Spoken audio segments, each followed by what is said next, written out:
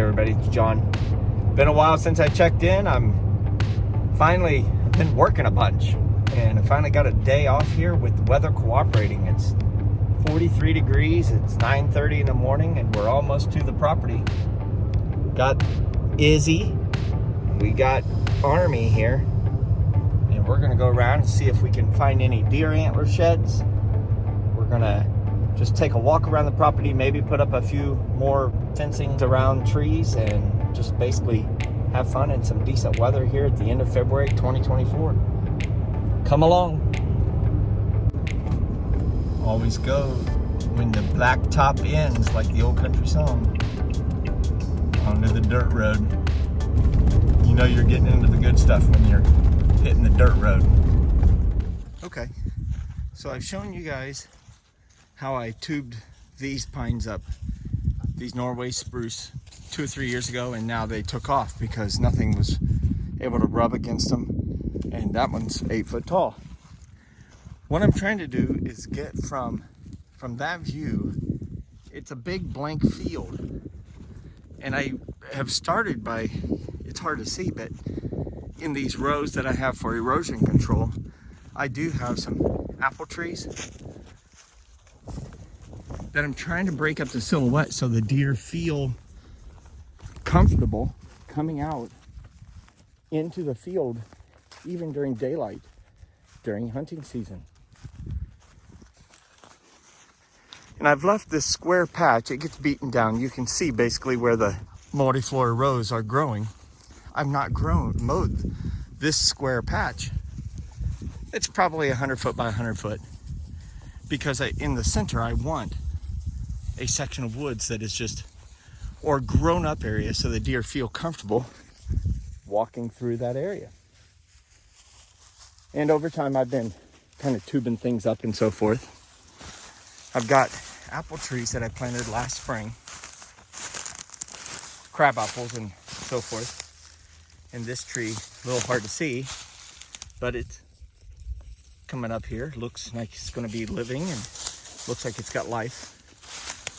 And when I had an extra cage or two, I would cage up one of these Norway Spruce. And this one is taken off finally. Now, I planted these, I don't know, 5 or 6 years ago, but they just kept getting nipped to the ground, beaten down by snow. Now this one is ready to go. It's really starting to take off. But you can see right next to it, here's a couple of its brothers just sitting at 2 foot tall. Now they don't look like they've been chewed on a lot. But others do look like they've been chewed on a lot. This one had to grow a new leader, you can see from here. You can see this one's got its top snapped off. I'm gonna take a few of these wire cages and cage them up, and then some of these other tubes here have hazelnuts in them, and as I've told you before, they don't like tubes. Hazelnuts don't like tubes. Hazelnuts and walnuts, they don't like their sides touching things. It really inhibits their growth. Once you take them out of that, put them in a cage, they love it. So that's what I'm gonna do here for the next little bit of time here.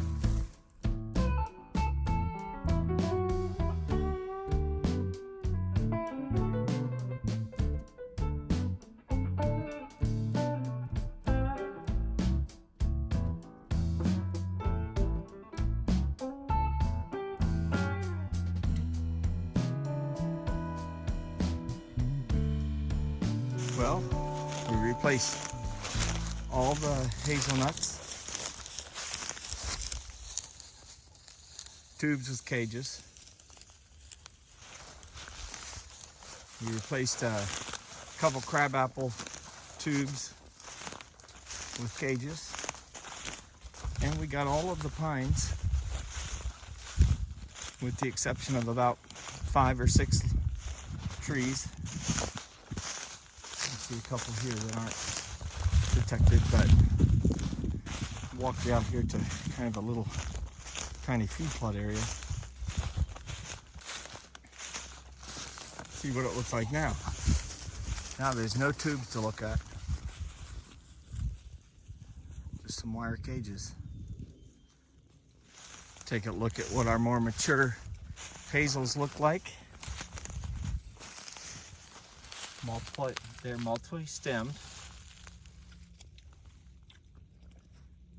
All sorts of little catkins on them. You always worry about these warm days in February. Are they going to get messed up with a late frost because they get so far ahead? I don't really know which species that is. It's always been a little bigger, and it's only its second year to bloom. Much different size than this tree. A few catkins on it. Starting to send some stems outside the cage, which is just fine with me. We got the inside protector. A newer tree, multi-stem.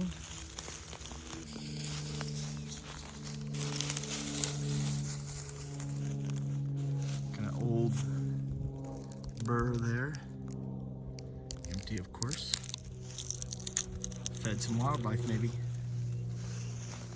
Those are 6 foot tall. And then of course, here's our original chestnut tree on the farm. Lost a branch in the early freeze, heavy snow.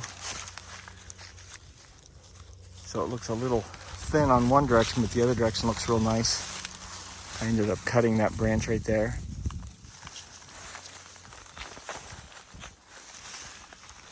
Nice form otherwise. Here's our persimmons in the winter. They break bud about latest of any tree we have. You see they're coming out right where the tube top is. I ended up having to put a cage around this just because it's near the food plots and the deer were rubbing all over it. After I did that, it was great. After I planted this, a lot of other seeds germinated. So we have 1, 2, 3, at least 3 other persimmon trees growing right here. Probably should trim them down, or maybe I'll try to dig them and put them somewhere else.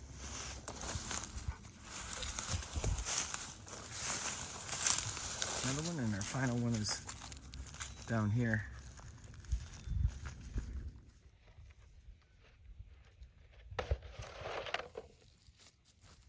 My buck knife, I broke the tip off of it. I sent it to Buck Knife on December 2nd, and I got it back in early February. No more broken tip. Polished up, free of charge. Pull it off.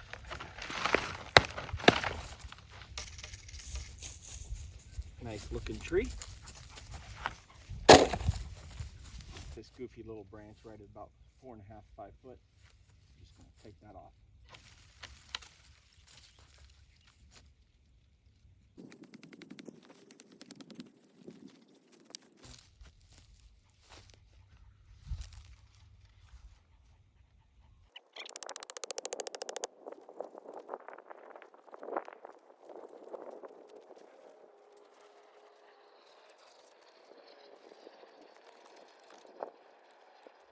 Little quick tip, 2 things I almost never am in the orchard without. That's a pair of shears. I use a Corona bypass shears and some zip ties. Especially if you have tree tubes, zip ties are great so that you can, if you have a zip tie that's broken or eroded over time with weather, you can get it zip tied back up. You got a wayward branch, you got a multiflora rose trying to grow up. 2 great things to have with you at all times. Lightweight, easy to carry. You can do some quick orchard maintenance just when you're taking a walk through the orchard.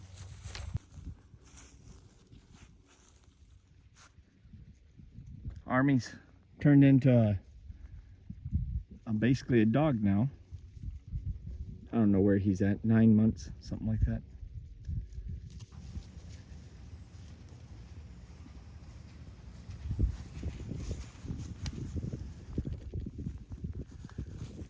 It's in the high 40s, low 50s. Perfect weather. to go walking through the orchard. Let's see if we can do a little tube maintenance. See if we can see an antler.